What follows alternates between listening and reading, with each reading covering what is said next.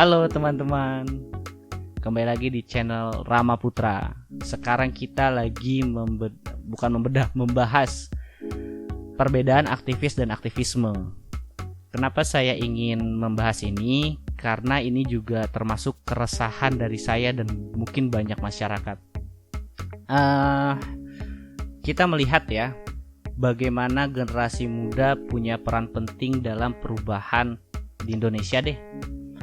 Dari 1908, 1924, 1945, 1965-66 dan yang terakhir 1999 tentang reformasi. Bagaimana kehidupan yang sangat otoritarian bisa didompleng sehingga kita merasakan sebuah kehidupan yang demokratis dan itu dibayar dengan darah yang cukup banyak. Nah, peran generasi muda sangat penting bagi perubahan kondisi sosial karena generasi muda ini dikatakan memiliki kompetensi teoritis dan juga praktis. Jadi dia bisa menyeimbangkan kehidupan masyarakat dan juga kehidupan bangsanya. Nah, tapi kali ini yang membuat saya resah adalah beberapa tahun terakhir gerakan generasi muda itu seperti dimandulkan atau kopong lah bahasanya. Kenapa saya bilang begitu? Contoh lah. Tapi sebelumnya saya sangat mengapresiasi. Cuman di balik apresiasi ini perlu kita mengkritik dengan lugas karena ini demi kepentingan bersama. Kepentingan kita sebagai generasi muda untuk tetap terus berperan dalam memperjuangkan hak-hak masyarakat tentunya.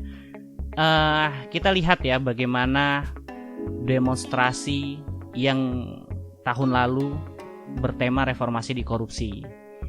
Suara-suara mereka, teriakan-teriakan mereka adalah untuk masyarakat dengan menggagalkan semangatnya, menggagalkan RUU KPK dan RKUHP.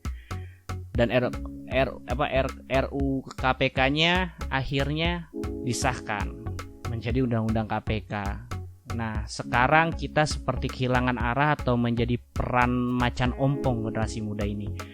Dan yang paling membuat saya sedih adalah ketika generasi muda sebagai suara masyarakat naik ke panggung yang cukup besar. Kita tahulah ILC ya.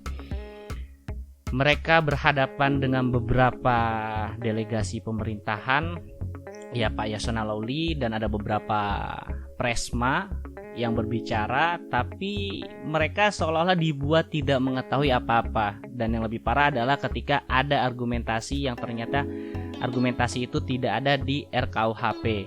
Nah, ini menandakan gerakan kita, gerakan generasi muda, gerakan aktivis seolah-olah tidak berdampak lagi. Tapi saya bilang seolah-olah ya, karena saya masih percaya hakikatnya bahwasannya generasi muda itu memiliki peranan penting dalam kemajuan suatu negara.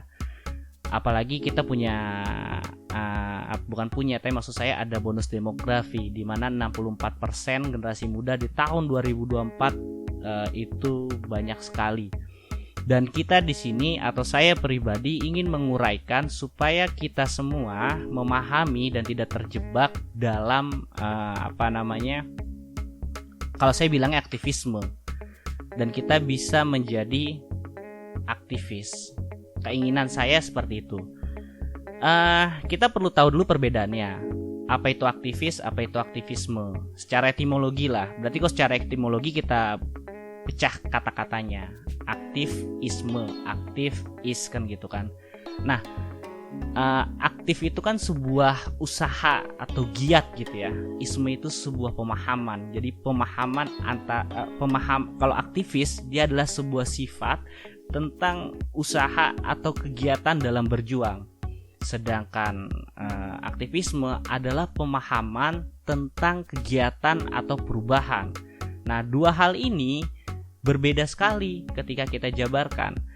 Ketika kita bicara aktivis, ada kata sifat di situ, sifat untuk berjuang atau giat dalam perjuangan. Nah, sifat ini biasanya melekat pada sikap kita. Ketika kita bicara sikap, berarti posisi kita jelas. Kita ada di kanan atau kita ada di kiri. kita ada di pasukan putih atau kita ada di pasukan hitam. Begitulah simboliknya. Sifat dalam perjuangan.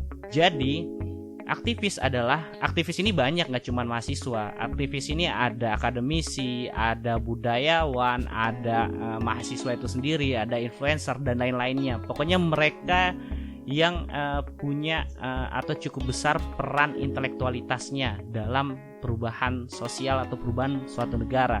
Nah, sedangkan aktivisme itu bicara pemahaman saja.